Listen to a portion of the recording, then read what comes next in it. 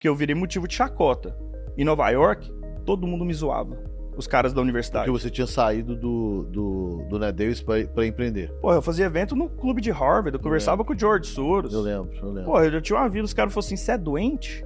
Você é doido? Você vai sair disso aí pra vender plano funerário pra imigrante? Eu falei, cara, é o meu sonho, cara. Sejam bem-vindos para mais um episódio do Imigrante Rico Podcast com o seu host, Thiago Prado. Aqui, bata um papo cabeça com imigrantes que conquistaram sucesso na terra do tio Sam. Fala, turma! Vamos dar início a mais um episódio do Imigrante Rico com o seu host, Thiago Prado, direto de Boston, Massachusetts.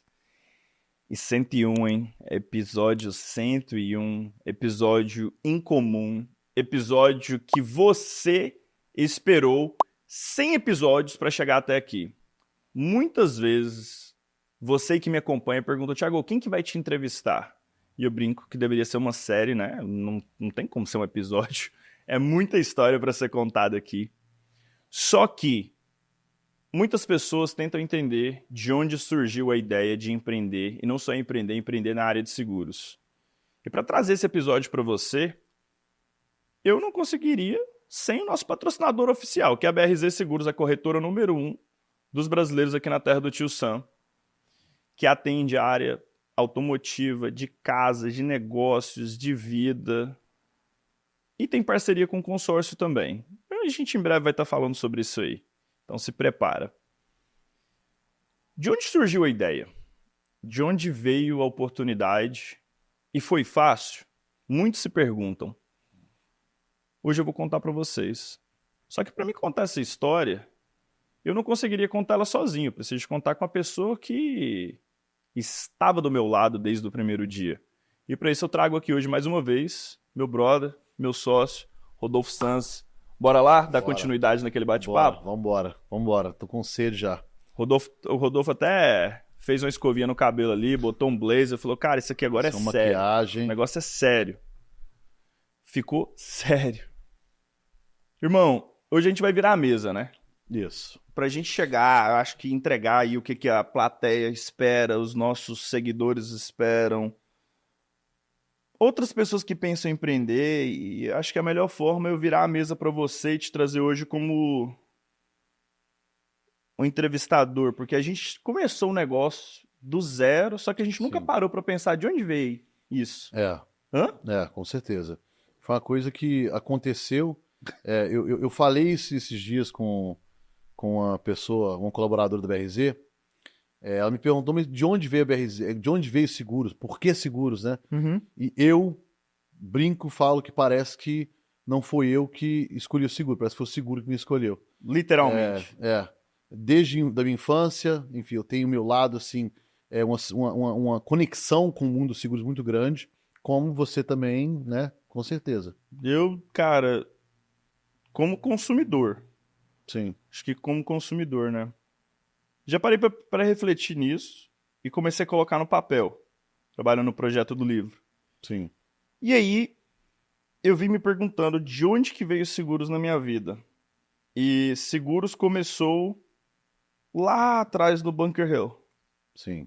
Quando eu fui selecionado entre 2 alunos para estar no comitê de mudança do plano de saúde, né, das escolas públicas e community colleges no estado de Massachusetts com o governador Deval Patrick. Eu era um de 2 alunos ali.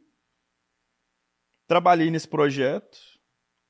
Se você era do Student Trustee do Mass Bay. Mass Bay, isso. Então eu lembro muito bem disso. Eu lembro dessa visibilidade que você trouxe para os alunos, né? Porque você era um dos poucos alunos que representava uns milhares de alunos, né, que sofriam os efeitos da falta de cobertura no seguro-saúde para o estudante, né? E, cara, foi um trabalho tão árduo e tão complexo que a indústria de seguro é complexa, ela é muito complexa. E seguro de saúde, então, é um negócio que me buga a cabeça até hoje. Sim. Trabalhei com um cara que implementou o Obamacare, que começou aqui em Massachusetts, com o Dean da Escola de Saúde Pública da Harvard, os movers and shakers da indústria de plano de saúde. Quando a gente implementou aquele projeto, eu saí dali e fiz assim, ó, Graças a Deus que acabou. Nunca mais na minha vida eu quero mexer com seguro e muito menos com política. Eu lembro como se fosse hoje o governador Deval Patrick entrando na sala e falando assim, ó, vocês têm até dia X para executar esse projeto, se vocês não executar, eu vou passar uma ordem. E você sabe o que acontece quando o governador escolhe para a população. Sim. Nem sempre é a melhor decisão. Vocês se viram. Com certeza. E foi ali que eu falei, caraca, velho, política não funciona, muito menos isso aqui. Eu falei, E aí a minha paixão por ciência política e por seguros morreu ali em 2010. Eu lembro como se fosse hoje. Eu falei, não quero. E aí a gente foi para Taft. Lá no departamento de economia, eu descobri a indústria financeira. Uhum. E eu falei, já que eu não presto para muita coisa, talvez isso aqui vai dar certo. Quem sabe dá certo. Eu já tinha descobrido o que eu não queria na vida. Eu falei, eu vou fazer isso aqui. Eu conversei com o meu mentor, Chuck. Eu falei, compra um livro de MBA que introduz para a indústria financeira. Eu comprei esse livro, peguei o livro e destruí ele. Aí o livro explicava o que era private equity, venture capital, distressed debt, e tinha seguro ali dentro. Sim. E eu olhei e falei, não quero seguro, não quero private equity, não quero distressed debt, quero trabalhar com equities, com ações. Por que não seguro? Qual que é o preconceito com seguro? É por causa da experiência que você teve com que era Patrick? Então, primeiro foi ali que eu vi que era meio que uma máfia no seguro de saúde. Ele é uma máfia, uma coisa complexa e muito devagar, muito antiga. Sim. Muito, tipo assim, não é tesão, cara. Não tinha. Tipo, eu falei, eu não quero fazer parte do negócio desse. Zero glamour, né? Zero glamour. Todo mundo associa seguro com burro. Sim. Tinha um estigma muito grande. Sim. Depois de vendedor de carro é corretor de seguros. É os piores lá embaixo de profissão. Perfeito, isso mesmo. Tipo assim, o que você não quer ser vendedor de carro e corretor de seguro? Eu falei, cara, eu quero ir pro mercado de ação, esse negócio é interessante. Só que era meio inocente que 2011, 2012 não tinha emprego aqui. Não tinha. Eu não sou judeu, não sou italiano e não sou branco. Ferrou. 29 aplicação. Todo mundo falava não, eu mudei até meu nome, eu botei o Everton Prado, tirei Thiago e Silva dali pra não aparecer que eu era brasileiro, pra ver se ficava britânico, meio que italiano, sabe? Mas não passava, cara. Eu tinha as notas, fazia as entrevistas. E eu lembro o meu último estágio que eu apliquei, aí eu fui aceito pra estagiar na Liberty Mutual, no Product Development. Boa. Que eu falei, não quero ir pra esse trem de jeito nenhum, não quero seguro, esse povo é doido. Mas eu apliquei só pra ter certeza. E aí naquele verão, eu só tinha estágio da Liberty Mutual. Eu cheguei pro Chuck e falei, cara, eu tô fudido, eu vou voltar pro seguro, me ajuda, pelo amor de Deus. Me tira de lá. Me tira disso. E ele virou pra mim e falou assim, vou fazer umas ligações aqui. Ele me ligou e falou, domingo que vem você tem que estar em São Paulo. Isso era segunda-feira. Era segunda-feira, falou, domingo que vem você tem que estar em São Paulo. Eu consegui um estágio pra você na mesa do Morgan Stanley. Nossa. É a pesquisa de ação. Eu falei, meu sonho, Morgan Stanley, putz, cara, Brasil. Eu falei, mas São Paulo aonde? Eu não conhecia ninguém em São Paulo. Liguei pra minha mãe e falei, mãe, quem que nós conhece em São Paulo? Ela falou, tem uma amiga lá. Eu falei, será que ela tem um quarto? E era no Morumbi, perto do estádio. E aí eu entrei no avião, fui pra São Paulo. Antes eu tenho que voltar. Tô esquecendo de uma coisa. Na terça-feira, o Chuck me ligou e falou assim, você tem terno? Vem aqui em casa de noite e me mostra. Eu falei, tem, não, pode ficar tranquilo. Eu falei, não, mas traz seu terno aqui e me mostra. Aí eu cheguei lá com meu terninho, né? Aquele terninho da Filings Basement, aquele Student Trustee que eu tinha, que batia aqui assim na mão, aqui, ó, com aquela gravata. Eu tinha o desse também, eu lembro que fui na Filings daquela época. Na Filings Basement, lá em Downtown. Isso, eu paguei $90 nele. Barato. Todo, aquele sapatinho preto meu, que é o Hugo Boss aqui assim na frente. Nossa senhora, cheguei lá, o Chuck falou assim, não, joga isso no lixo, por favor, joga lá no lixo. Eu falei, não, mas meu terno. Ele falou, não, joga isso fora, pelo amor de Deus, vai comprar um terno pra você amanhã. E o Chuck me deu de presente meu primeiro terno do Brooks Brothers. Legal. Ele me levou no Brooks Brothers no outro dia, ele comprou um terno da cor que você tá usando e mais escuro um pouco, é da indústria financeira, porque eles não usam preto e não usam azul, eles usam tipo, é um cinza escuro. Eu falei, isso aqui é terno financeiro. Comprou minha gravata, quase $1.000, pra mim eu surtei, falei, esse cara tá doido. Ele me deu um terno de 1.000, 2 gravatas de 1.000 cada uma, eu falei, isso aqui é meu presente pra você, a partir de agora, bem-vindo à indústria financeira. Aí eu senti Cara, né? O cara, né? Tinha 2 camisas, um terno e 2 gravatas. Uma azul e outra amarela. Pegou o sapato ou não? Peguei o sapato também e o cinto. Aí o sapato era loafer da indústria financeira sem cadarço. Uhum. E fui pra São Paulo, cheguei em Morumbi. Cheguei em Morumbi, fui pra casa dessa mulher, tinha um quarto. Ah, você foi pra casa dela? Fui pra casa dela no final. E aí me empolguei, no outro dia eu fui pra esse estágio. Lá em Taína, Juscelino Kubitschek, Faria Lima ali. Uhum. Rapaz, acordei cedo, todo empolgado, que eu queria ser o primeiro a chegar no banco, antes de todo mundo. Acordei 5 horas da manhã, botei meu terninho e peguei o ônibus. Nossa. Peguei o ônibus do Morumbi pra Faria Lima. Na hora que eu entrei no ônibus de terno e de gravata, com aquele terno, o povo olhou pra mim de cima e embaixo, assim, eu falei, caraca, eu tô no lugar errado, porque aqui a gente anda de ônibus, né? Aqui é comum, né? Trem, ônibus. É. Naquele dia eu falei, não tem como ir pro estágio mais de ônibus. E naquela época não tinha Uber, então você tinha que ir de táxi. Caro. Nossa. Aí o que eu fazia? Eu chegava no Morgan Stanley 5h30 da manhã, antes do meu chefe, que ele chegava às 6. Uhum. Aí eu tinha café da manhã de graça. Uhum. E se eu ficasse no banco até às 10, a gente ganhava janta. Olha. Aqui tinha um voucher de janta. E se eu ficasse até meia-noite, eles davam o táxi de graça também. Luxo. Aí acabou. Eu vivia no banco, quase tomava banho, era lá dentro. Não tinha escolha. Eu falei... E foi a época que eu mais aprendi. E aí eu descobri que o meu diretor executivo, ele trabalhava sábado e domingo. Então o pica do pica das galáxias, ele tava lá sábado e domingo. Javier Martínez Serdon. Loucura. E a única hora que eu tinha pra conectar com o cara era no domingo. E no que eu fazia? Eu trabalhava no domingo também, eu ficava com o cara ali. E ali, cara, foi onde que eu construí meus relacionamentos em São Paulo. Foi onde que eu conheci o Stefan Chatan, da Ornari, meu amigo que hoje tá em Nova York. Conheci, tipo... o cara que foi... O Otávio, que foi o CMO da Singu e da Easy Taxi por um tempo. Ajudou na expansão do Thales ali. Conheci outras pessoas. E eu achei que a minha vida estava feita. Voltei. Então acabou o estágio. Acabou o estágio. Foi somente durante o verão? Somente durante o verão. Acabou o estágio. Eu voltei para Califórnia. Fiz um estágio lá de pesquisa de mercado. Trabalhei debaixo do Matt Cero, Whiz Kid of Wall Street. Produção, depois você põe um livro nele nesse podcast. O Matt Cero, com 17 anos de idade, dava retorno de mais de 50% nas ações dele. O cara literalmente é um Whiz Kid do Wall Street, o Matt Cero. Animal, cara. O Matt chega no final do estágio, ele me chama para conversar e fala assim, Thiago, ele pediu para mim fazer uma análise de linhas aéreas entrando no Brasil. Então isso foi em 2013. Eu cheguei pro Matt em 2012, 2013. Eu fiz análise, igual todo analista daquela época. Foi um dos maiores erros da minha vida. Porque eu não sabia que o David Newman era brasileiro. Sim. Nenhum analista sabia. Então a gente fez análise, eu falei pra ele, era improvável, porque a indústria tinha um duopólio. Você tinha a Gol e tinha a TAM naquela época. Voava ali a Avianca, que tinha Passaredo, e junto com aquela outra que era do Sul, que a Azul acabou comprando na época, eu não lembro o nome. Então minha conclusão foi bem rasa. A Varig? Não, era uma que era azul, ela comprou uma linha azul que era do Uruguai. Que ele comprou os aviões que tem aquelas 2 hélices lá. Entendi. E aí, a minha conclusão foi, não tem como, foi uma conclusão muito rasa.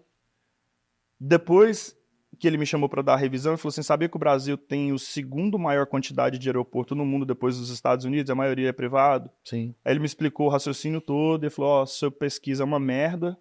Falou assim, você é uma bosta de analista, mais ou menos essas palavras.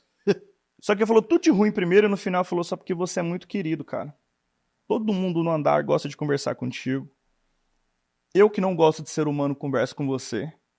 Todo mundo conhece o teu nome. Ele falou, você já sabia que o CEO da GMO veio de Business Development?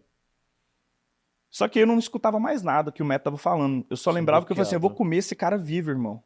Eu vou provar pra ele que ele tá errado. Voltei desse estágio, machucado. Morei lá na Califórnia, em Berkeley. E fui tentar provar que o Matt Cero tava errado por 2 anos. Fui trabalhar no fundo de investimento do MIT. No fundo de investimento do MIT, eu conheci o neto do Warren Buffett, o Alex Korzek Buffett. E ele me deu um livro, Invisible Banker, o Banco Invisível. E ele estava investindo em seguros, e ele investia num outro produto, que é Mortgage Servicer. Você pegava o Mortgage Servicing Rights, você comprava o direito de service o mortgage, e aquilo é protegido na inflação. Por exemplo, esses caras é dono disso agora. Nesse período de inflação nos Estados Unidos, estão ganhando muito dinheiro. Chama MSR, Mortgage Servicing Rights. E aí eu fui para Omaha, pro Annual Shareholder Meeting do Warren Buffett, evento da Columbia Business School. Sentei numa sala, num black tie dinner. Tava usando aquele mesmo terno que eu tinha, que eu só tinha 2 gravatas e a mesma camisa. Uhum. Cara, e ali eu percebi que todo mundo tinha seguro. Nos fundos de investimento. Mário Gabelli, Bill Ackman, os caras todos que estavam ali na sala ali, o Jorge estava lá também. Tinha uns caras assim, muito relevante. Eu falei, isso não tem cabimento, cara. Eu deveria ter aceitado aquela oferta da Liberty Mutual.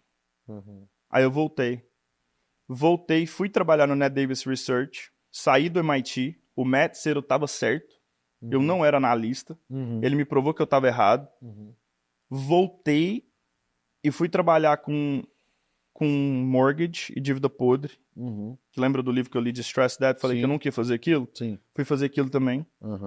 Até quando eu terminei 1 ano de trabalho, os caras me deram um cheque de bônus, que não era um bônus, era um tips. Meu gestor chegou para mim, o KK, no final do ano. Eu tradei mais de 300 milhões de dólares de dívida podre no Peru. Isso é Derex, né? Derex, é.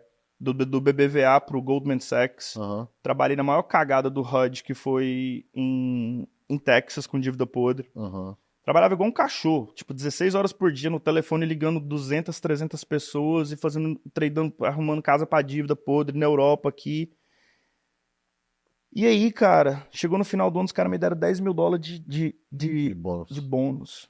Eu olhei pra cara do KK e falei, cara, isso aqui é uma gorjeta, irmão. Isso aqui não é um, tipo, isso aqui gasta no restaurante. Aí eu perguntei pra ele, falei, ano que vem, eu vou fazer um 7-figure salary? Ele falou, não. 6-figure salary? Ele falou, não. Eu falei, tá bom então, pedi demissão. Ele falou, você tem certeza? Eu falei, tem. Pedi demissão e fui embora. Peguei aquela parada, o cheque, limpei minha mesa, uma caixinha mesmo de papelão, limpei minha mesa, peguei a linha vermelha e liguei pro Ray. Você lembra do Ray da Tufts? Lembro. Big Daddy Ray? Yep. O Ray do Navy. Liguei pro Ray e falei, brother, I quit. I just quit my job.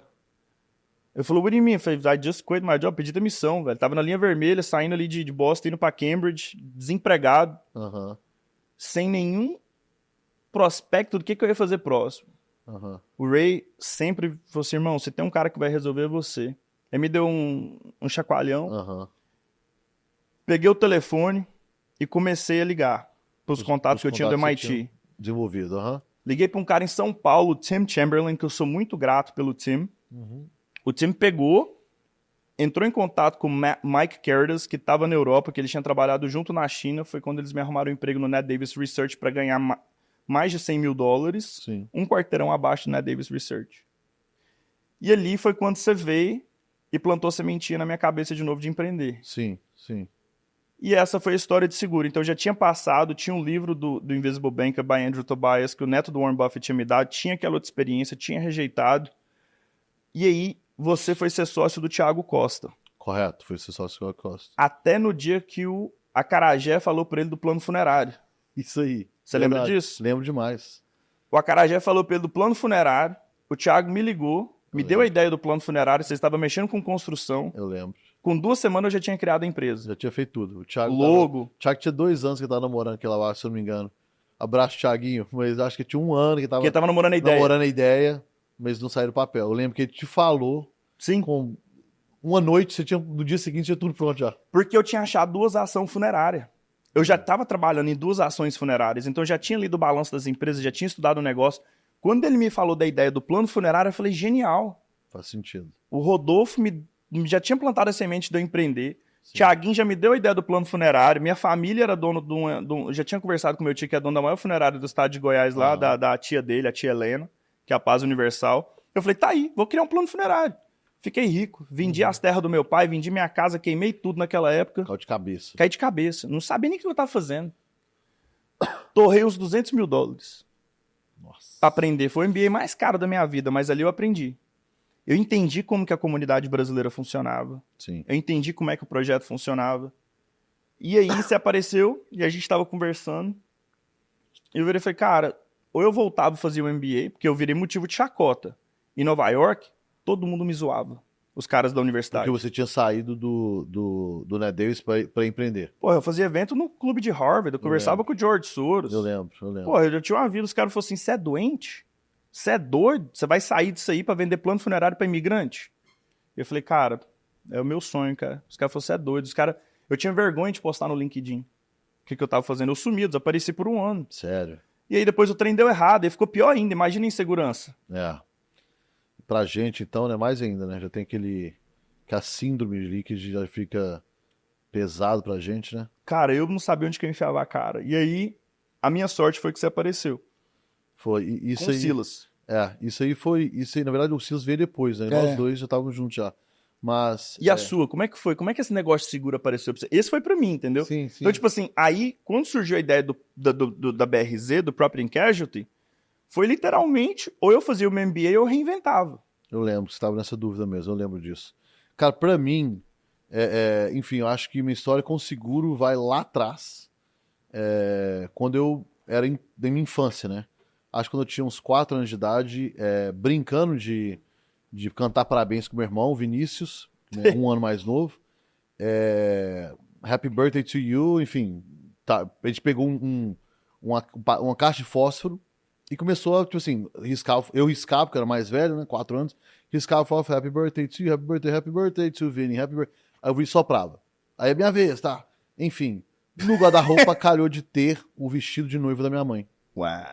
E esses vestidos antigos, então, eram muito de seda, então é altamente inflamável. Eu acho que é de seda, não gosto de seda, eu tenho quase certeza que é. Mas você botou fogo no vestido? Botei fogo no vestido. Sorte, cara, graças a Deus. O armário, um armário que não. Era aqueles que não tinha lock, sabe? Você nem podia ter trancado, a gente morreria incendiado ali. Então a gente acabou empurrando a porta, saindo correndo. E aí, cara, botei fogo na casa dos meus pais. Infelizmente, meu pai e minha mãe não tinham as coberturas, né, apropriadas. Isso é em New Jersey, não foi em Massachusetts, foi em New Jersey. E aí meu pai, cara, graças a Deus, por estar envolvido na comunidade brasileira, todo mundo foi juntando ali as vaquinhas ali, né? Todo mundo falou, eu te ajudo a fazer isso, te ajudo a fazer aquilo. Um cara do Carpenter vinha, depois veio o cara do Painting. Enfim, conseguiram montar uma coisinha aceitável. Não falar que ficou legal, não. Mas a dor veio grande. Porque se tivesse as coberturas necessárias, obviamente a gente não tinha tido esse prejuízo, né? Causado tanto transtorno. E depois disso, assim como você, seguro era uma coisa que eu jamais considerava. Eu me lembro uma vez, isso me pega sempre. Na época o Tom Brady estava no auge. E o Tom Brady, que era o quarterback do Patriots, uma vez ele apareceu no 30 Minutes, no 60 Minutes, sorry. Acho que é CNN, né, que era feito. E aí, no 60 Minutes, você tá sendo entrevistado, uma hora ele fala quando ele foi drafted, quando ele foi escolhido pelo Patriots. Né? Então, já era, acho que, a última rodada de escolha. Já tinha ido mais de... Era a sexta rodada, né? Tinha tido mais de 6... 132nd pick, se eu não tô entendendo. Eu esqueci qual que foi. Eu sei que foi acima de 100. Mais de 100 pessoas, tipo assim, já acabou. Ele achou que ia ser escolhido por um time específico, não foi. Cara, ele foi desesperado, ele falou assim que... Ele conta, falou, cara, eu saí correndo pro meio da rua, pra gritar que eu tava com ansiedade, que, meu Deus... Graças a Deus eu não sou um corretor de seguros. E ele fala desse jeito, meu Deus, eu vou me tornar um corretor de seguros. Ele fala essa frase. Eu não vou ser um corretor de seguros. Ele falou, não é possível. Não, ele achou que ia ser, porque não tinha sido escolhido. Até então não tinha sido escolhido. Ele vai e fala, I'm gonna become an insurance agent. E tipo assim, enfim. Tamanho estereotipo. Ninguém, né? O tamanho estereotipo negativo da indústria de seguros. E então, isso pra mim, obviamente, sempre foi um preconceito. Mas a gente vivia, né, cara? A gente tinha carro, a gente acabou registrando veículo. Aqui no Massachusetts, pra você ter seguro, pra você ter um carro registrado, você precisa de seguro. Então, eu constantemente, como na minha família existem diversas tias e tios que não falam inglês, eu me lembro diversas vezes de ir nas corretoras de seguro. Tinha um ali perto da Motor Vehicle de Framingham, ali na Union, onde meus tios tinham após ali e os corretores não falavam inglês. Então, por eles não falarem... não falavam português, me perdoa. E meus tios, por não falar inglês, me chamavam, minhas primas, para ir traduzir. E todas as vezes que a gente ia lá, cara, a gente era tão maltratado, cara. Tão maltratado, tão assim... tratado com deboche, tratado com desprezo, sabe? Eles faziam as perguntas, né, do questionário para abrir a posse de seguro do carro e falavam com tamanha estupidez que aquilo me machucava, cara. Eu falei, cara, só porque ela não fala inglês, o como se eu estou te fazendo um favor. Era justamente isso, estou te fazendo um favor. E eu estranho porque a gente mora num país, né, Estados Unidos é um país que é o berço do customer service. Sim. Você vem aqui, irmão, você vai ser tratado por um garçom, tem tipo um garçom no restaurante, pode ser o pior dos restaurantes. Não existe lugar no mundo que te atende com tamanha profissionalismo e com tamanha, sei lá, quase que elegância, né? Porque eles te tratam muito bem. Porque aqui eles têm um salário baixíssimo e ganham gorjeta. Sim. Então te tratam bem demais. Até o Trump ter sido eleito, mas era assim mesmo. Tipo isso. mas meu ponto aqui tem um customer service muito forte. Sim. Né? Quer falar de customer experience? Vai pra Disney, irmão. É isso aí. Você posa em Orlando ali, você vê já aquela de outra coisa, outra pegada. Você sente, né? Essa questão do tanto que é importante essa experiência do cliente. Sim. E aí, cara, a gente sendo maltratado ali por um produto que a gente tá pagando por ele e essas memórias vai surgindo depois, né? Cara, vai tudo. Vai tudo assim. Então, assim, seguro de fato não era opção. E voltando ao que você falou, eu me lembro que a gente estava querendo montar, até foi no último podcast, a gente estava buscando montar um fundo de investimento para comprar casa e reformar casa. Comprar, flipar casas. Né? E aí você falou, cara, tem um cara que fez muito dinheiro, que tem muito dinheiro, muito rico, muito bem sucedido, que no futuro acabou se tornando uma farsa. Não, o nome do cara é Ricardo, ele tinha uma Patriot Insurance aqui. Sim, aqui perto. Aqui perto mesmo de Malden. Sim. E o cara tinha um Bentley, tinha uma Mercedes, tirava onda, Rolex, casa. O cara era chique mesmo, entendeu? Sim. E aquele, tipo American Greed. Pra quem nunca assistiu aquele show, produção, depois coloca aí, ó, American Greed, super recomendo, é bom de você aprender inglês, Ganância Americana. Sim. Cara, era incrível, e a gente caiu no papo do cara por um tempo, né? Não, ele chegou e falou, vocês são muito bons, você pensar em vender seguro? E a gente falou, cara, não, mas vamos focar nesse negócio. Ele falou, não, vocês querem vender seguro? E começou a pitch pra gente. A gente caiu no papo dele. Ele levou a gente numa empresa em Braintree, de um amigo dele, lembra daquilo lá? Seguro tipo, o cara que faz seguro de vida, o cara fatura aí $1 milhão por ano com seguro de vida, aquela história toda. Sim. E aí, eu tenho uma tese, tá, cara? Eu não gosto de aprendi isso no fundo de investimento do MIT. Cabelo lambido pra trás, terno listrado, com cinto de fivela da Dolce & Gabbana, aqueles negócios chique de ouro, com aquele sapatinho com aquele logo nele em cima, e o cara tá dirigindo um carrão, sai fora. Pegadinha, né? É pegadinha. Não, você pegou um cara que tá com aquele cintão de marca lá, Dolce & Gabbana, Gucci, aquele negócio, com aquele terno listrado, cabelo lambido pra trás, com aquele sapato que tem um logo nele ali. Se o cara tá tentando te provar que tem alguma coisa por trás, no fundo de investimento do MIT a gente sempre falava isso. Sai fora que o cara não gera retorno para investidor, ele gera retorno para ele. Justamente. E ali a gente viu, né? Então o mundo, aí eu lembro que quando a gente cogitou abrir a BRZ, né? Eu e você estavam discutindo e, cara, as coisas vieram fluindo muito bem porque você também tinha tido as mesmas dores que eu tive como cliente seguro, né? Mas a gente sabia, né, cara? Sim, ninguém falava a nossa língua. Ninguém e a gente foi fazer o due diligence lá na Patriot, né, no Ricardo. A gente passou mais ou menos 1 mês, 2 meses lá dentro. Sim. E a gente percebeu ali dentro, como que um brasileiro roubava os outros. Roubava. Ele pegava o dinheiro da entrada da pólice e não pagava. Não pagava. Lembro. Tinha pessoas que não tinham seguros ativos. Não tinha seguros ativos. Não existia policy. Correto. E o engraçado é que ele não era o único. Não. Diversos. Existe até hoje. Até hoje são abertos. Existe. Prefiro falar. E o pior que existe hoje também, cara, é o seguinte: tem muito. Como que fala? Despachante que se passa como corretora de seguros. Despachante, runner, muito. A gente conheceu vários, infelizmente, né? E sempre muda, né? Entra e sai. Eles nunca. Ou então mudam o nome. Muda o nome. A gente não pode precisar falar de agência que já mudou o nome também, que tá com ação judicial rodando até hoje. Então a gente viu que tinha uma dor muito grande no mercado de CX, de experiência do cliente. Correto. Isso aí. E aí a gente pegou e falou, cara, eu lembro que não sei se você lembra, o primeiro videozinho que a gente fez a BRZ, a primeira coisa que a gente falava, nosso slogan era a seguradora que fala a sua língua. Isso. A primeira coisa que a gente preocupava era saber comunicar com o cliente. E a gente fala isso até hoje. Eu lembro, justamente, as minhas tias indo, minha mãe também, e não sabia que estava coberto. Sim. O cara simplesmente, vamos supor, abatia o carro, e o cara falava, não tem cobertura. E sabe o que ela fazia? Gente hoje, né, seguro total. Eu tenho seguro total. Cara, mas meu ponto é tipo assim, Thiago, é que elas compravam seguro, o cara falava, você não tem cobertura, sim, go home. Sim. Em inglês ainda com ela. Sim. Ela botava o rabinho entre as pernas, tadinha, pagando com o dinheirinho humilde dela, pagando por uma coisa completa e tava lá sendo explorada. Então, por não falar a língua. Então a gente trouxe isso e a gente com uma briga demais. Eu tenho uma agência americana, brasileira, desculpa, que eu não vou citar o nome, que agora já abriu uma segunda filial lá em Framingham. Eu lembro do dono dessa agência falar pra mim o seguinte, falar assim, cara, você dá a sorte que eu existo, tô te fazendo um favor de botar seguro no teu carro. Depois que eu criei a BRZ, eu fui lembrando dessas memórias, entendeu? Sim.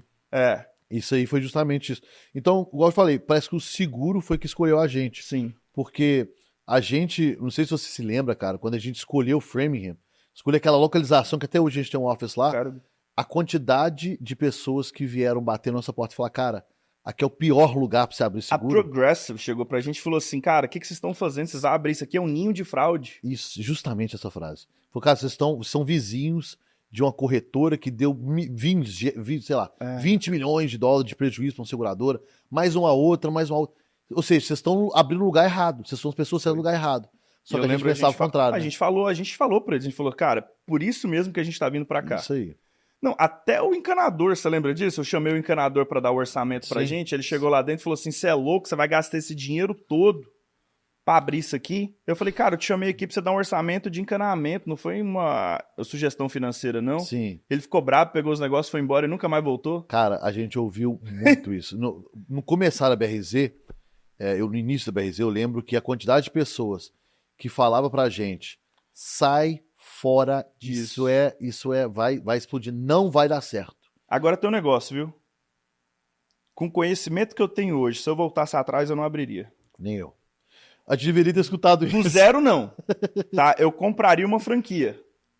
Talvez. Mas eu não abriria. Não, tipo assim... porque abrir franquia já tá tudo estruturado. Correto. Correto. Mas começar do zero, não sem dá. Infraestrutura, sem tecnologia, sem base nenhuma, cara, não... Hoje, mais cedo, a gente tava conversando com o dono de uma corretora de seguro de outro estado. Sim. O cara tava falando, cara, eu não consigo, eu não vou pro próximo passo. Não vai. Não dá. Não dá. Você tem que abrir mão de muita coisa. E eu creio que... E a gente abriu mão de muita coisa nesse processo. Eu lembro que chegou uma etapa da BRZ que eu e você estávamos na BRZ todos os dias. 7 dias na semana. 7 dias na semana, mas até 10, 11 horas da noite. Até 10, 11 horas da noite. 10, 11 horas. Pra fazer acontecer, não é nem pra ganhar muito dinheiro. A galera fala, cara, vocês cresceram muito rápido. Mas eu quero, antes de eu chegar e responder essa pergunta, fica aí que a gente vai chegar lá, tá? Eu vou te responder essa pergunta. A gente cresceu muito rápido, mas lembra que quando a gente se encontrou para começar a BRZ, e muita gente vai ter essa pergunta, foi muito louco isso, porque eu e você, a gente não tinha noção do que a gente ia fazer. A gente sabia que o Ricardo ia ser nosso sócio, porque ele tinha conhecimento do seguro, a gente achou que ele tinha. Ele era o nosso mentor, né? Você entrou em contato com o investidor do Brasil, que era o Silas. Sim. Muito louco. O Silas deu $200 mil pra gente. A gente tinha nem um plano de negócio. Tinha nada. Eu sou muito grato à vida do Silas por isso. Eu também. O Silas investiu na gente. Sim. Eu já tinha quebrado. Sim. Eu não tinha dinheiro mais. Acabei com a herança do meu pai. Nenhum de nós. Eu fudi com a herança do meu pai. Eu tinha que voltar e fazer meu MBA. Sim. Eu aplicava pra Harvard, aplicava pra Ivy League pra fazer meu MBA e voltava pro banco com o rabo do meio das pernas, e era motivo de chacota por ter falhado com o plano funerário. Sim. Ou eu reinventava. E aí, no desespero, eu achei seguro. Eu falei, cara, é isso aqui. E aí a gente pegou o dinheiro do Silas. Sim. Começamos a construção em Framingham. Metade das lojas em Framingham tava tudo fechada, falida. Não, o Framingham tava destruído, cara. Quando a gente entrou em Framingham 7 anos atrás, era falido, não tinha nada. A gente podia escolher a loja. Podia escolher, tudo quebrado. Tudo quebrado, tudo tinha falido. E aí a gente plantou uma flor no lixão, porque aquilo ali era um lixão naquela época. Era. Tava, tipo... Não, você compara o Framingham com antigamente. Há 7 anos atrás? Esquece. É outro lugar, E aí que veio o pulo do gato. Um dia eu botei o de investigador, igual fazia no MIT, fazer o underwriting mesmo, do Ricardo, do Due Diligence. Eu lembro disso. Foi você mesmo. Não, é porque, o freio do Bentley dele não trocava pastilha. Você lembra disso que tava chiando? Lembro. Ficava... E aí aquele Bentley com a pastilha arranhando, chegou na minha cabeça e falei, cara, não tem cabimento um cara desse ter o dinheiro que ele fala, que ele tem com a pastilha do carro arranhando. Eu falei, tá errado. Eu falei, como é que eu vou descobrir agora?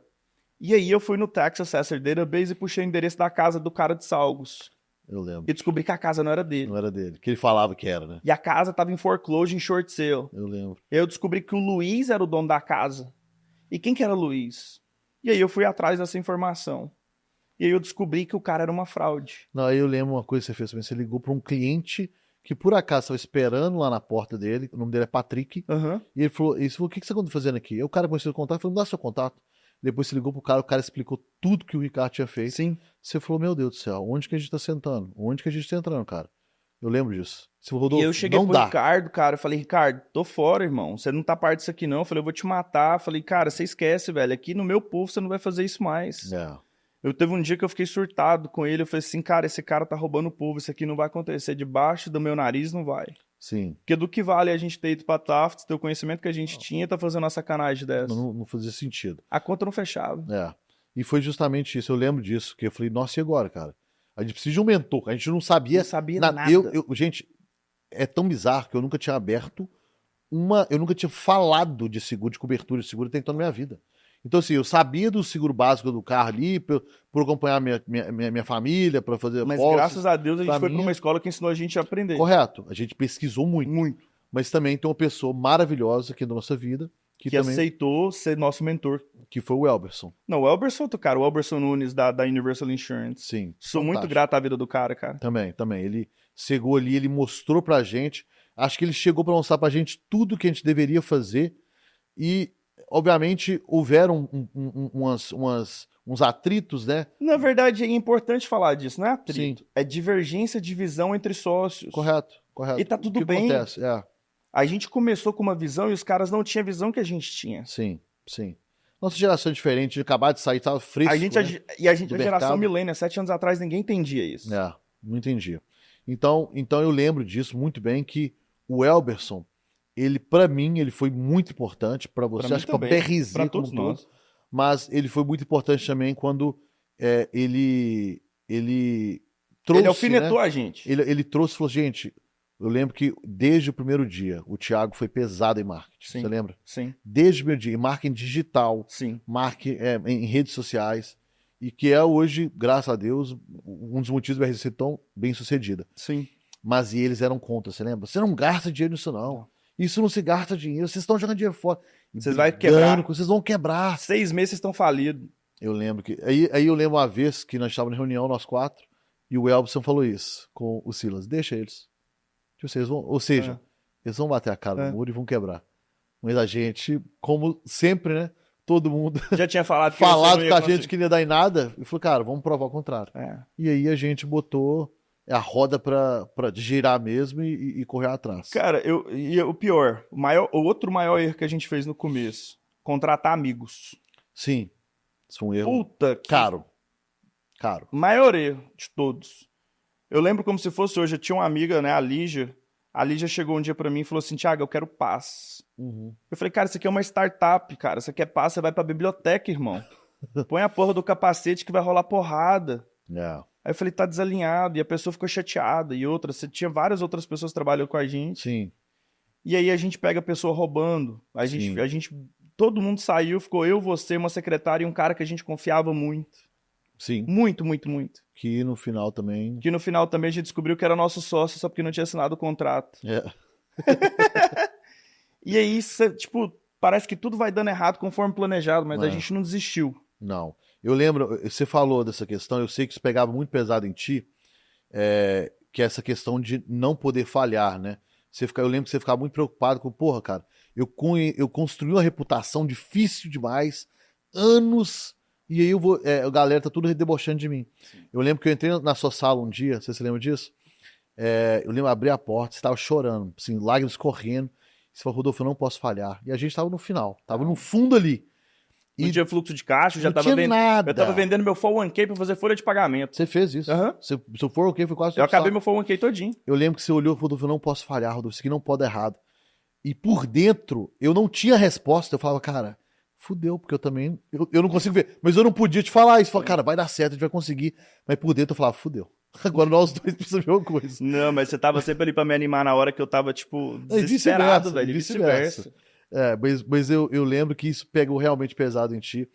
E graças a Deus, cara, é impressionante. Acho que a nossa vida, né, foi assim. Nós falhamos muito, a gente quebrou. Aprendeu pra caramba. Perdemos muito dinheiro, a gente ficou sem dinheiro muito. Na verdade, a gente aprendeu a viver sem dinheiro por quase toda a vida. E aí a BRZ chegou no mesmo lugar. Sim. No fundo do poço. Precisou da BRZ chegar no fundo do poço pra gente, de fato, entender que agora a gente não tinha pra onde ir. Era só pra cima. Era só pra cima. A gente já tava no nosso limite. E se a gente não tivesse passado por esse período, né? Porque não sei se você lembra, cara, a gente pegou $200 mil de investimento, a gente chegou a um ponto que a gente não tinha nada. Não tinha nada. A gente tinha torrado tudo com a obra, a obra arrebentou muito, e com os funcionários que infelizmente não agregavam. Que não agregava nada. Eu e você vendia muito mais juntos. Não, depois que eles saíram... Que melhorou. Que aí ficou só eu e você, cara, a gente fazia o triplo que eles faziam, uma equipe de 4. Então assim, a gente até começou quando a gente descobriu que um tava passando a mão na gente, ficou 3. Correto, aí ficou 3 no final. Então a gente é grato, eu sou grato, muito grato, por ter passado por essas experiências. Porque isso aí, cara, ajudou a gente a chegar no tamanho que a gente tá hoje. Não foi 200, foi 250 mil, porque com o meu foi um K ainda, né? Então se for um K, teve dinheiro emprestado, que a gente pegou emprestado. Enfim, foi muita coisa que, infelizmente, contribuiu, ou felizmente contribuiu para o crescimento da BRZ. E, cara, não foi fácil, cara. A gente teve ali 3 anos, os primeiros 3 anos, de 2017 a 2020, com sócios. E quando a empresa começou a caminhar, a divergência de visão, de ideias, começou a bater de novo. Sim. E a gente não batia a visão. E eu falo muito isso para qualquer empreendedor que está acompanhando aqui agora. Nada mais é importante do que ter um alinhamento de visão clara com os seus sócios. Sem dúvida. E se não tiver alinhado, a melhor coisa que você faz é sair fora. Mais barato, mais rápido, menos doloroso. E chegou um ponto pra gente que a gente decidiu sair fora. Eu tive aquela crise, aquele momento que eu cheguei e falei assim, cara, tô fora, velho.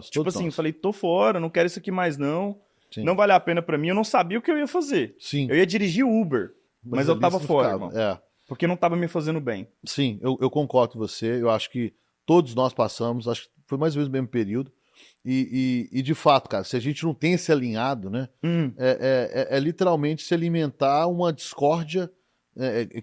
Eu falo é jogar combustível, jogar gasolina numa explosão. Sociedade, pra mim, é igual casamento. Pior que casamento. Porque não goza. Não goza. Não, é sério, Você faz tudo e não tem relação amorosa. Não tem, velho. É loucura, bicho. Cara, se a sociedade não for gostosa, tá enrolado. Mas, cara, e aí a gente começou acho que foi legal, ok? Eu e você vimos, ok. A gente estando ali ficando ali no chão, né? Sim. A gente começou a ver o que a gente precisava, o perfil de quem a gente precisava. A gente fez muitos erros. Pessoa que encaixava. A gente contratava gente errada. Muita pessoa errada. Mas o bom é que a gente conseguia perceber rápido e saía antes que destruísse a gente. E aí, cara, chegou uma hora que eu me lembro, uma dor muito grande que a gente tinha, era de tecnologia. Sim. Isso, pra mim, foi uma coisa que eu falava... Não, eu achava que eu era programador, lembra? No começo? Não, você era programador. Você era programador do BRZ até então. Não, no começo eu tirava o café, tirava o lixo, vendia pólice, fazia o financeiro, programava. Mas ali, eu falei, cara, falta um braço aqui. Porque a gente sempre sonhou grande, né, pra BRZ. A gente nunca imaginava, eu pelo menos não imaginava que ia chegar no tamanho que chegou e pra onde vai chegar. Mas sem dúvida nenhuma, eu conseguia ver que, beleza, o nosso marketing funciona, ele é todo digital, tudo nosso é digital. Eu lembro como se fosse ontem, lembra que eles falavam que precisava de um quartinho pra guardar todos os documentos, postos, etc, assinado? Você falou, não, eu não gasto papel. Eu lembro que você falava com todo mundo.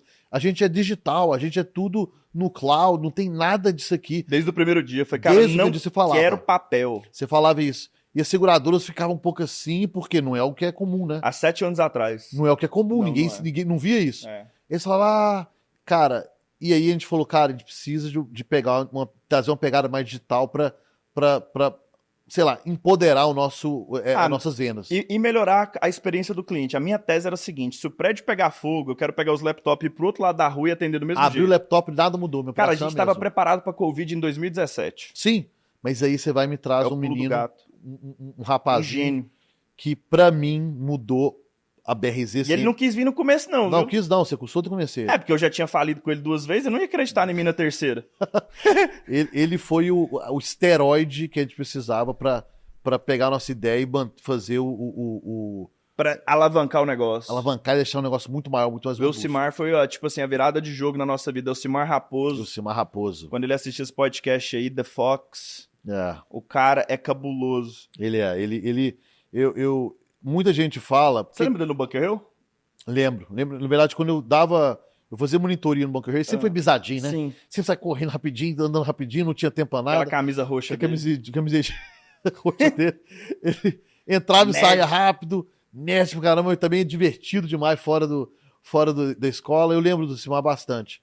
Não era tão amigo dele quanto... Aí ele também trabalhou naquele programa no Brazilian Big Brothers. Sim, no Brazilian Big Brothers. A gente tentou nossa ONG. Lembro. Então, na verdade, eu quebrei com ele 3 vezes, porque aquilo deu errado também, não foi 2, não. Verdade. Mas ele entrou, cara, e foi um pouco difícil convencê-lo, de fato, ficar. Não, ele virou pra mim e falou assim, vamos ver se isso dá certo, daqui 1 ano nós conversa de novo. Aí depois de 1 ano ele apareceu. Mas o engraçado foi que, cara, ele foi assim, encaixou com uma luva na nossa cultura, na empresa, nossa cultura, e assim, um cara fantástico, um amigo, né, cara, que a gente quer levar pro resto da vida. E o cara começou a programar e fazer o negócio acontecer, ia melhorar e automatizar. Porque eu lembro como se fosse hoje, o nosso recibo, ele era um papel. Você lembra que o Alberson deu pra gente? Eu falei, não quero isso, eu quero fazer... Eu codifiquei aquilo. Eu lembro que você falava, eu lembro que você era muito bom em falar assim, mas a gente precisa disso. E o Simar lá e fazia o algoritmo, ele programava. Ele fazia acontecer o negócio, isso era verdade mesmo. E o mais legal, ele pegou a licença de corretor de seguros, trabalhou como corretor para entender a dor. Isso aí. Esse foi o diferencial. Esse foi o diferencial. Hoje... Ele passou 2 anos, ele investiu 2 anos da vida dele como corretor de seguros. Sim. Para entender o processo. Para entender a dor. E essa que é a diferença para mim, essas tecnologias que estão lá fora para o seguro, eles não entendem tão bem a dor porque eles são programadores, nunca foram corretores. Sim. O Elcimar é um programador que foi corretor, que sentiu quais são os problemas, onde que eu preciso melhorar, o que a gente precisa implementar para a gente chegar e fazer os produtos que a gente desenvolveu na BRZ, que hoje, meu Deus... Não, hoje a gente, assim, de acordo com a Progressive, a Hartford e os outros, a gente é a melhor do país, cara. E não é a gente que fala, não, os caras que falam. Não, a gente é a maior corretora que vende para safety, o maior book. Enfim, diversas seguradoras. E lá atrás eles já falavam, cara, vocês são os número 1. A gente falava, não, a gente tá começando, cara. Como assim número 1? Mas sem o Elcimar, tenho certeza que a gente não conseguiria atingir esse nível de jeito nenhum. E aí veio Covid, cara. Covid foi, assim, assustador, porque a gente não sabia aonde a gente estava entrando, fluxo de caixa ainda... A gente sempre foi de reinvestir 150% do nosso dinheiro. Sim. A minha filosofia e a sua, a gente sempre se sacrificou e reinvestiu na empresa. Isso aí. Eu sinto que é esse o diferencial da BRZ para as outras corretoras. Quantos colegas de trabalho, né, que começaram conosco, abrindo outra agência, e andavam de carrão, andavam de não sei o quê, moravam numa casa, tinham um lifestyle top demais, e a gente lá, ó, carrinho simples, você tinha meu Jerinho, humilde, você tinha o Jetinho, eu tinha um Altima Liz no nome do Brian, meu irmão. Então, assim, e eu lembro que eu tive que, para economizar custo, eu lembro que eu voltei para casa da minha mãe, você lembra disso? Eu lembro que o outro podcast falou, jamais voltaria para casa da minha mãe. Falei, cara, na humildade, tem que voltar. Falei, mãe, não tenho dinheiro, entendeu? Eu preciso desse período aqui agora pra gente conseguir fazer o negócio acontecer. E meus pais olhavam com um pouco de dó, né? Falaram, cara, coitado, um menino tão talentoso. Tá perdido, vendendo corretor de seguro. Seu pai falava isso várias vezes. Meu pai me falou, muito cuidado, não vai dar certo. Então não investe muita expectativa nisso. Mas até hoje, eu conversei com seu pai recentemente, ele falou assim, mas quem compra um trem desse? Eles não conseguem entender. Essa geração antiga é um pouco mais difícil, né? Mas enfim, então eu creio que isso foi o que fez com que a gente trabalhasse dobrado. E a gente tinha uma vida muito simples. Sim. 100% que a gente fazia era literalmente colocar dentro da empresa. Não viajava direito. Mal tinha salário, Thiago. Cara, a gente recebia menos salário mínimo. Sim. Se você colocasse por hora... E quantos meses não ficou sem receber uma vez? Não, eu fiquei 3, você ficou 6 meses. Eu fiquei 6 meses sem receber. Sem receber $1. Eu fiquei 3 meses. Então, assim... A minha sorte é que na época do Net Davis eu fiz muita grana, então eu tinha grana. Você tinha reserva. Eu não tinha, eu tive do Brasil, só tinha obras paradas lá, não tinha nada. Então, pra mim, eu tava tinha uma micharia ainda. Você tinha. Eu lembro que você segurou mais 3 meses. Mas eu falei, cara, aqui já deu. Pra mim não dá não consigo nem sobreviver aqui. A gente passou muita dificuldade no começo, cara. Mas tudo pra quê? Pra fazer com que a empresa crescesse. E por isso que hoje, quantas pessoas, quantas corretoras, quantas pessoas chegam pra mim e falam, cara, tô querendo começar minha corretora de seguros, você me dá uma força, etc. E o maior erro de todos eles é quando começa a ganhar um pouquinho de dinheiro e torrar. Não, e outra, sabe? cara, me paga minha hora aí como consultor que eu te ajudo, porque tem mercado pra todo mundo. Se a gente Sim. pegar 10% do mercado de Massachusetts, a gente não dá conta. Sim, não, sem dúvida. A gente não dá conta. Sim, mas o que eu falo é que essas pessoas procuravam e a gente via os erros que eles já cometiam e não estavam dispostos a decodificar isso e mudar essa chave. O cara queima a caixa já logo no começo, né? Não tem como. Aí a BRZ foi, aí veio Covid, cara. Sim. Covid foi loucura, né? Covid foi também outro divisor de águas pra gente, né? Mas até na época de Covid a gente vivia dividido dentro da BRZ também. Todo mundo tinha BRZ e um segundo emprego. Fazia alguma coisa, segunda ideia. Aí a gente tinha um plano A e um plano B. Sim. Eu lembro que... Eu tinha Padref ainda, que rodava, eu ficava mandando o corpo, tirava dinheiro, o corpo do México, pum, minha Padref funcionava. E eu ainda tinha aquele negócio solar. De solar. Que eu não... Então, eu vim do Brasil, o negócio solar continuou. Não trabalhava muito, era bem pouquinho, gastava 1 hora por semana. Mas aí a gente foi nomeado para ir fazer aquele negócio na Suíça. Fui lá, achei que o negócio ia explodir, acabou que não deu em nada também. Voltamos para cá. Aí eu pensei, cara, e lembro que a gente conversou sobre isso. Cara, a gente não pode ter distração. Não. Tem que ser 100% isso aqui. Isso aqui vai longe. Ao contrário que todos pensavam, isso aqui vai longe. E aí a gente conseguiu focar. A partir do momento que a gente focou, cara, e veio Covid, aí os sócios decidiu vender, a gente comprou o sócio fora. Sim, os sócios. Os sócios. E o mais louco é que em 2019 eu conheci uma mulher numa conferência. Ela foi agente do ano, o nome dela é Mônica Duane. Um monstro. Na hora que eu vi essa mulher lá como agente do ano, eu olhei pra ela e falei assim, um dia... Latina. Latina, foda, inteligentíssima.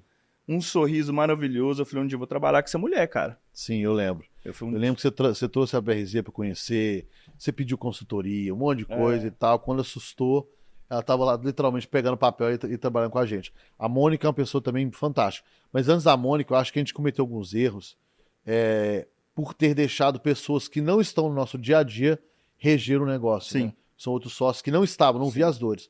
A gente desligou pessoas. Sim, durante o Covid de uma forma... Que, cara, eu me arrependo amargamente. Até hoje. E de te falar que se tivesse conosco até hoje... Né? Nossa! Hoje, assim, a gente teria pessoas maravilhosas, magníficas, referências no mercado, mas que a gente foi levado, né, ou induzido... Cara, a gente não tinha experiência, a gente era muito jovem. A gente nunca foi testado em crise. A gente respeitava muito a minha opinião deles, né? Então a gente fala, se você tá falando que tem que desligar todo mundo, vamos desligar. Covid chegou, em vez da gente amparar quem trabalhava com a gente desligou. Desligou. Mas igual você falou, a gente achou que ia quebrar. Sim. Todos. Ano passado, que foi 2023 na indústria de seguros, depois de ser traído por um amigo de dentro de casa e outro funcionário, porque eu considero um que era amigo, né? Sim. Que a gente ajudou o cara, não tinha dinheiro nem para pagar o aluguel da casa dele, a gente tirou do bolso, ajudou o cara. Em menos de um ano o cara comprou a casa dele, transformou a vida dele. Sim. Ele traiu a gente. Depois dessa traição, a crise de seguros, mesmo com tudo isso ainda, a gente não demitiu ninguém. Sim. A gente segurou a barra, a empresa... porque a gente aprendeu, né? A gente aprendeu. A gente aprendeu quando lá atrás a gente falou, poxa, o que a gente aprendeu aqui? Eu acho de lá são uma coisa legal. O mais importante é a nossa equipe, o nosso mais valioso que a gente tem nosso ativo, é o nosso time. É o nosso time. Esse é o maior ativo que a gente tem. E aí é importante de cultura, né? Sim. Quando a gente começou a já shapear, ok, qual que é a cultura que a gente quer ver na empresa, né? O que a gente tem que fazer? Você foi uma pessoa que liderou muito isso, que era uma coisa que você era muito apaixonado por isso. Eu tentava, cara, eu errava muito, mas eu tentava, eu não entendia como que a gente ia fazer isso, mas eu tinha um sonho de fazer. Sim, eu lembro, você lia muito, você sempre foi de consumir muito conteúdo, e você falava dessa questão de pô, a gente tem que... Não adianta, a gente tá perdendo tempo aqui. A gente tá contratando as pessoas erradas, a cultura errada. A gente sabe, o cara sabe que o cara não vai entrar, mas só porque o cara é isso, aquilo, a gente vai contratar, ele não faz sentido. E aí a gente batia a cabeça, ia fazendo. Eu tenho uma viagem muito grande. Você sabe o que é cultura? Quando você deixa o prato na mesa, que sua mãe fala alguma coisa? Ou ela deixa você deixar o prato na mesa? Não, fala. Hã? Lógico, qualquer um fala. Não, qualquer um não. Tem qualquer mãe que brasileiro fala. Não, mas a mãe brasileira deixa o filho deixar o prato na mesa? Não, no mínimo colocar na Perfeito. Você botar o pé na mesa da sua avó, o que ela fazia? Dá uma varada. Né? Pois é. Isso aí é cultura, cara. Hã? Sim. Você é muçulmano ou cristão? Cristão. Por quê? Culturalmente foi passado. Família. Cultura. Sim. Agora eu não posso perguntar atleticano ou cruzeirense porque seja uma confusão, você não vale, mas tipo assim, isso é cultura também. Passa sim, sem dúvida, não, eu concordo com você. Empresa, cara, que não tem uma cultura clara e definida, é uma família que deixa o menino botar o pé na mesa, é uma família que deixa o menino deixar o prato lá, é uma família que não faz o menino arrumar a cama dele. E aí depois o menino cresce sem aptitude. Sim. Não presta pra nada. Sim. E aí a gente descobriu que uma empresa sem cultura clara e definida e as pessoas errando, a culpa é de quem? É nossa. Nossa. Mas sempre foi, né? A gente sempre chamou muito a responsa, mas eu entendi o que você está falando, você está repleto de razão. A vantagem da cultura era que, eu lembro que a gente sempre falava isso. A gente não comunicava. E a gente sempre falava isso, cara, a gente precisa fazer 1 milhão de Thiagos, 1 milhão de Rodolfos, 1 milhão de Ocimars, né? Para deixar de todas as empresas, para essas pessoas serem nossos, replicar o que a gente acredita. Isso é cultura. Cultura. Né? Só que a gente tinha dificuldade até uma hora que a gente falou, cara, a gente não sabia a ciência por detrás disso. A gente foi traído por pessoas, a gente foi lesado por diversas outras. A gente falou, cara, se a gente tivesse implementado um manual de cultura, claro e definido, a gente não teria chegado. Não teria. Não teria. E tá tudo bem. Você sabe o que acontece com cultura também? Cara, a cultura começa a falar assim, cara, essa empresa pertence para esse perfil de pessoas. Se você não encaixa aqui, tá tudo bem. Esse lugar não é para você. Sim. Essa empresa não é para ti. Porque eu não vou mudar a minha forma de pensar. Eu não vou mudar a empresa por um indivíduo. Concordo. E aí, para mim, a forma mais lesada que a gente teve durante esse período todo, e eu vou falar agora de ser lesado mesmo, é uma pessoa fazer de conta que ela quer estar ali. A pessoa que tem 2 agendas, né? Não, e outra, é porque não faz de conta que tá trabalhando. Sim. Maltrata o nosso cliente, não faz o quote na hora certa, não atende do jeito certo. Aí chega pra gente e fala uma coisa. Ou aquele, não tô pensando de sair não. Não, jamais quero abrir uma agência para concorrer com você. Não, sou seu amigo. Eu quero ser a pessoa que se você pega e você me coloca para abrir novos espaços para você. Eu quero ser esse that guy for you. E aí, a gente fazia, beleza, vambora e lá. E aí o cara vem e te lesa depois. Cara, ser empreendedor não é fácil. Não a gente, assim, apanhamos muito.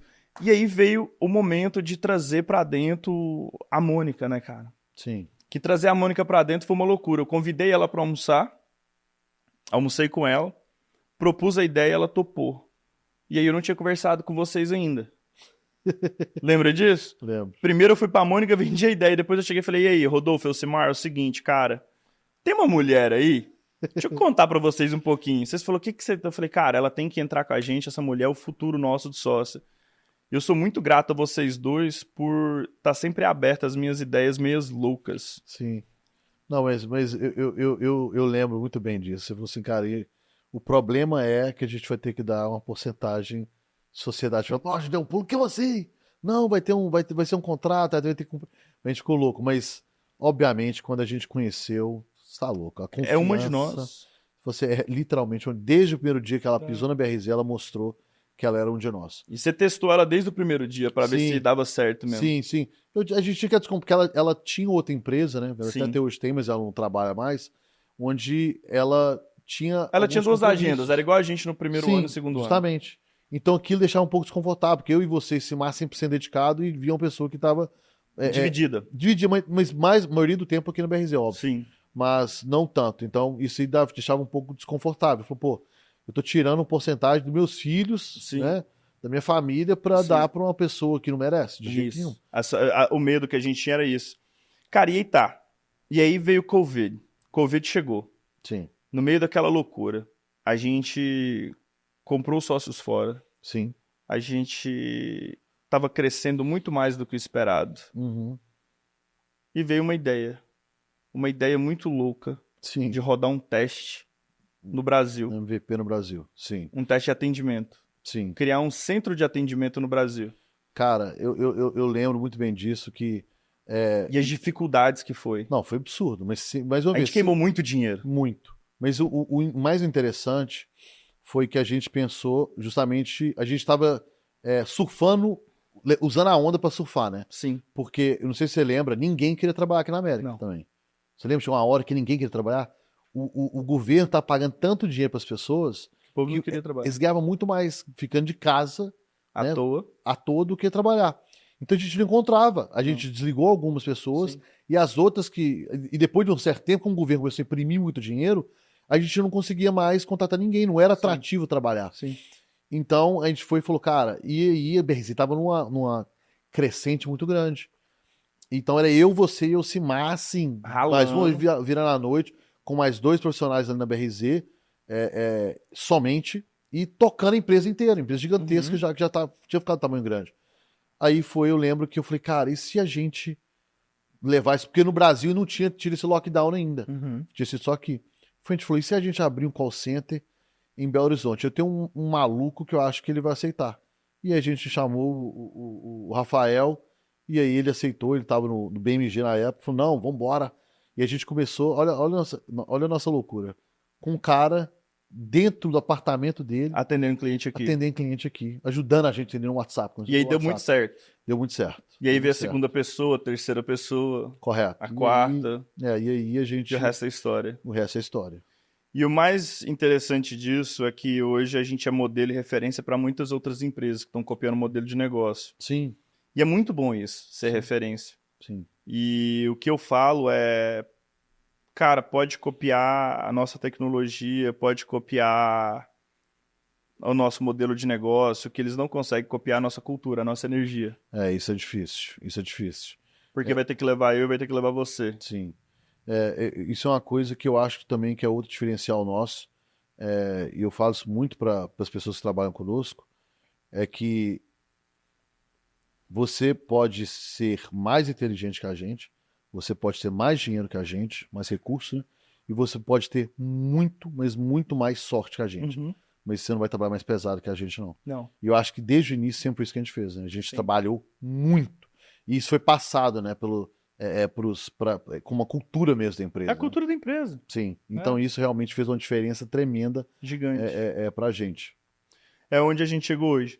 E, cara, se você voltasse atrás hoje, você faria de novo? Não. Também acho que não. Eu tenho certeza que não, porque... Eu sou muito grato pelo que a gente conseguiu conquistar, né, cara? Sem dúvida nenhuma. A gente tem meta ainda.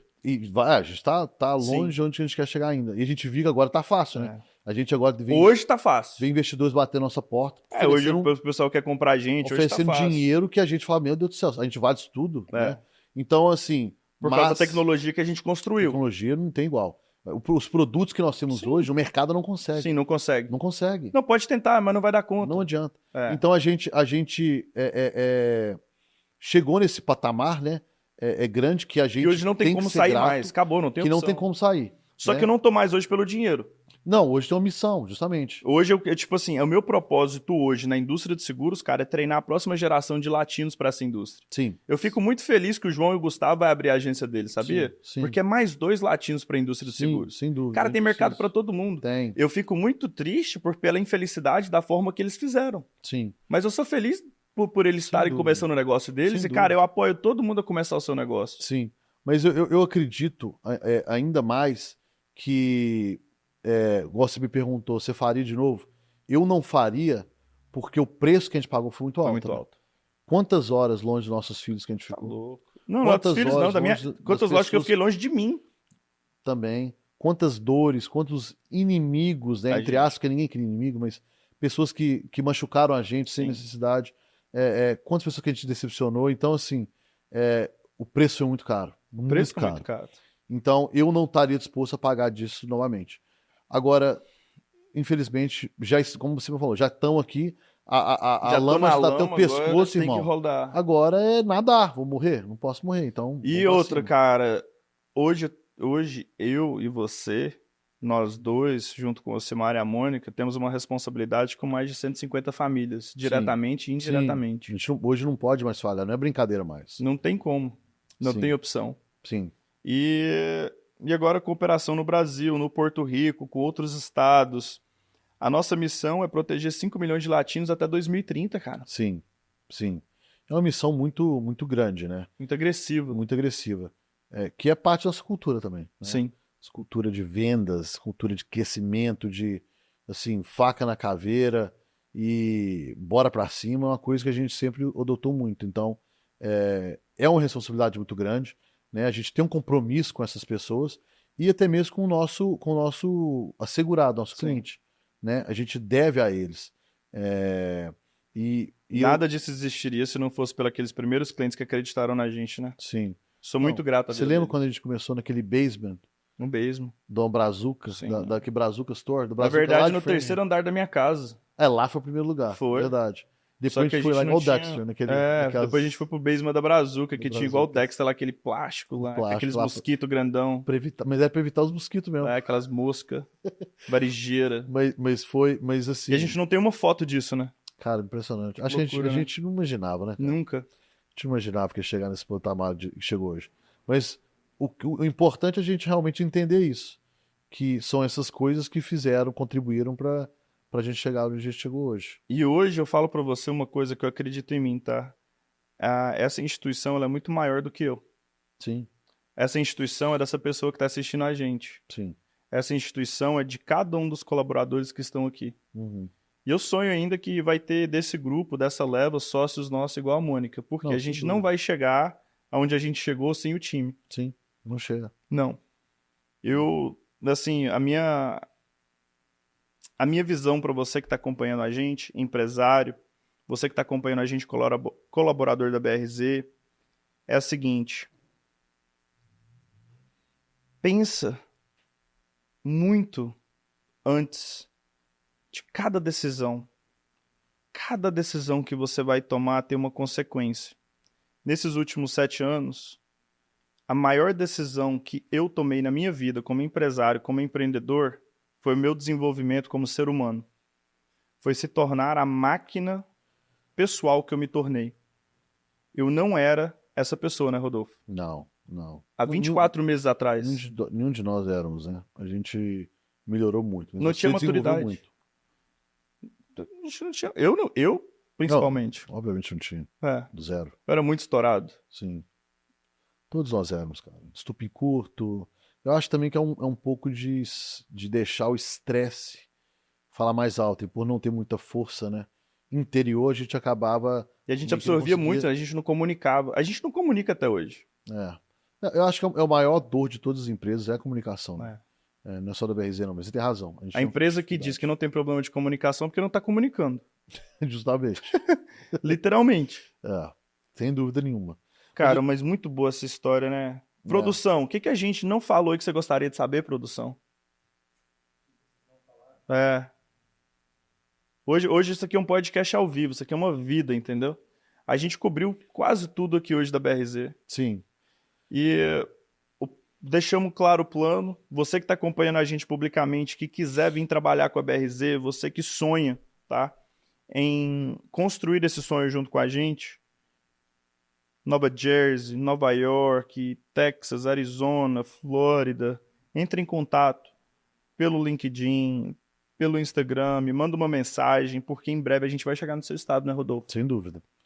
A gente já está estruturando em outros estados já. Esse ano a gente vai ter um rebranding, tem uma marca nova, tem uma cara nova. Esse ano a gente prepara para o próximo passo da BRZ, que vai incluir você colaborador, você futuro sócio, você futuro empreendedor. Segue a gente, mantém envolvido aí, que a gente vai te falar em breve, sim, meados de agosto, para onde a gente está indo e como que você pode ir com a gente também. Isso aí. Boa. Tem uma mensagem final pro pessoal? A mensagem que eu tenho é que enfim, eu acabei entrando mais pro lado comercial, né, trabalhando mais no lado de área de vendas e, enfim, então a gente lida ali com aquela equipe de venda inteira e a gente sabe o quão difícil são para eles terem sucesso, né, porque eles focam muito nos resultados. E, inclusive, você está falando hoje na sua reunião que você teve, o seu morning call com a equipe, é que não adianta a pessoa ficar olhando somente a quantidade de número de pós que converteu, ou quantidade de número de vendas que fez. Não. Tem que focar nos KPIs, tem que focar em todos os fatores. Então, na atividade, né? Quantas chamadas ele fez, quantas e-mails ele escreveu, quantos grupos que ele entrou em contato, né, e etc. Somente aí, porque a venda nada mais é que uma consequência dessas atividades.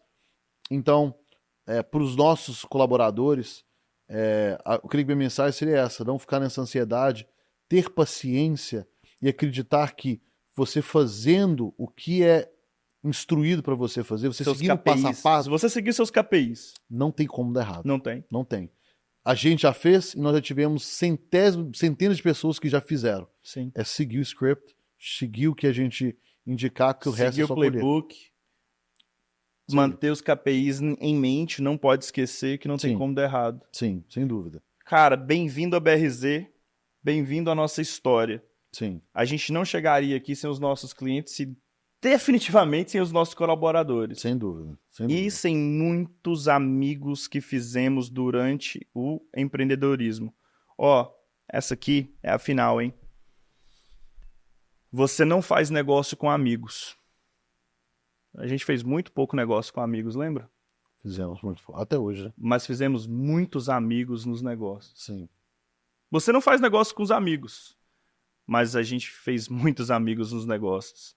E quando você começar o seu empreendimento, pode ficar tranquilo. Seus amigos não vão aparecer, mas você vai fazer muitos amigos nessa jornada. Sim. Essa é a minha mensagem final aí. Boa, boa. Obrigado, irmão, por dividir esse espaço aqui. Bem-vindos à nossa história. Bem-vindos.